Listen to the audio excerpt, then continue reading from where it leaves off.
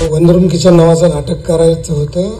मला प्रतिभा अमृतेचं विकास अमृतेने बोलवलं होतं दामोदर नाट्यगृहाला. आणि तेव्हा बरेच मोठी माणसं तुम्ही बँकेत काम करत असलं, आम्हाला एक रोल होता.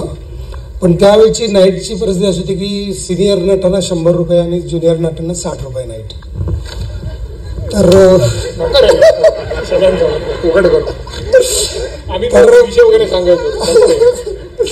तर वाचन झालं आणि विनयने सांगितलं की तो उड्डाणकर नावाचा रोल, हनुमंतराव उड्डाणकर नावाचा रोल मी करणार. तर ते झालं आणि मग नंतर काही ते बिनसलं. तर ते म्हणले की नाही, तो सिनियर नटांचं नाईट म्हणतो, मला 100 रुपये पाहिजे.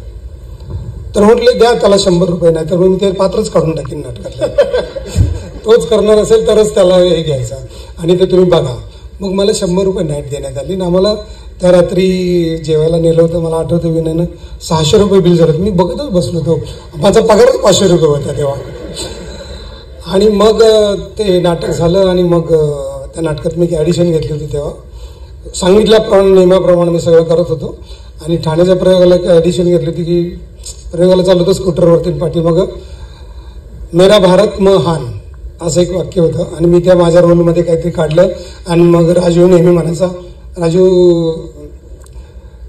गांधी तेव्हा हे पंतप्रधान होते, आणि मी म्हणायचो त्याच्यात राजू नेहमी म्हणायचा मेरा भारत महान.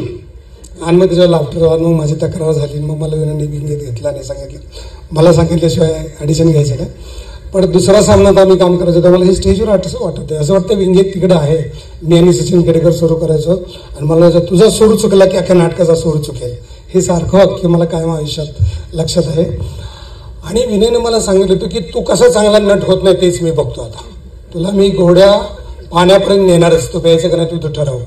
हे एक मला जास्त आवडलं. आम्ही एक ॲड केली होती तेव्हा व्हेरिएशन करायचं म्हणून त्यांनी सांगितलं होतं, तर बल अजून घे. आणि इथंच भाईंला मी करत होतो, कुठली ॲड मला आठवत नाही. पण संपलं का, झालं का तुझं आता, हां बस चला आता मी बंद करतो असं आहे.